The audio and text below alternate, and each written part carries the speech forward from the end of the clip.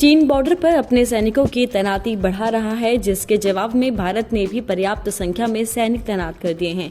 इस बात की जानकारी खुद सेना प्रमुख जनरल मनोज पांडे ने दी। उन्होंने बताया कि भारत की पूर्वी सीमा पर चीनी सैनिकों की तैनाती में बढ़ोतरी हुई है और भारतीय सेना उनकी आवाजाही और गतिविधियों पर कड़ी नजर रखी हुई है। 12 जनवरी को प्रेस को संबोधित करते हुए जनरल पांडे ने कहा, पूर्वी कमान के सामने दुश्मन के सैनिकों की संख्या में थोड़ी वृद्धि हुई है, लेकिन हम उपलब्ध संसाधनों के साथ उनकी आवाजाही और गतिविधियों पर कड़ी नजर रख रहे हैं।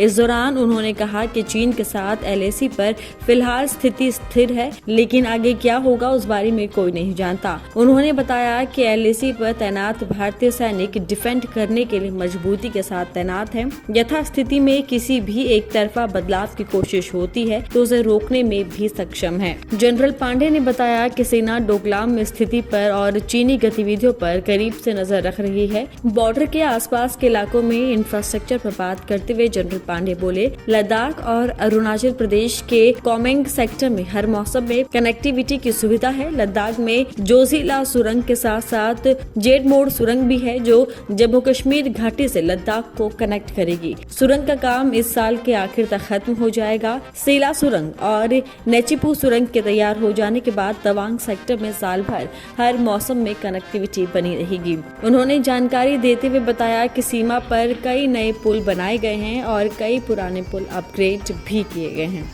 कुल 7,450 मीटर पुल बने हैं। आगे ब्रह्मपुत्र नदी पर और पुल बनाए जाएंगे।